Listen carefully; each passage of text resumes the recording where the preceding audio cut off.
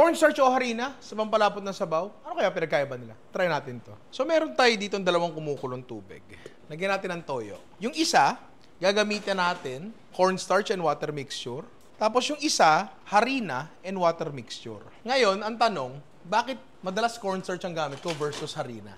Haluin natin to. Ito yung cornstarch. Konting halo mo lang sa kanya, madidissolve mo na siya agad. Whereas, dito sa harina, medyo mahirap yan ng konti. Yan. Pag ito, nahalo mo na mabuti, yung harina, hindi na masyado maghihiwala yan. Whereas yung cornstarch, kapag iniwanan mo ng konti, bababa uli yung cornstarch sa baba, pero hahaluin mo lang. Cornstarch and water mixture, lagyan natin. Ganoon lang din, tubig na may toyo, ilagay natin yung ating harina and tubig mixture.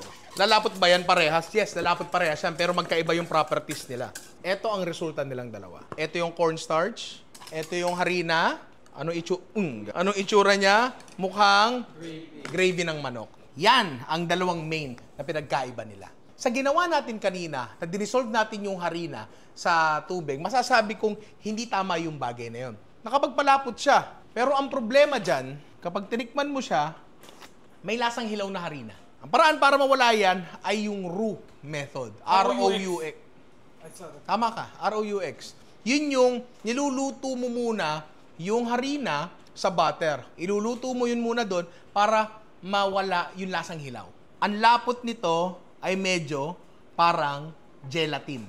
Pero ang lapot nito, hindi ko ma-explain eh. Magkaiba yung lapot niya at higit sa lahat, magkaiba yung mouthfeel ng dalawa. Imagine mo yung last time na humigop ka ng gravy at imagine mo yung last time na humigop ka ng sauce ng fishball.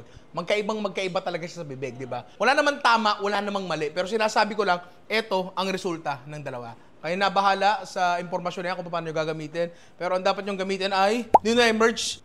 Check out nyo na.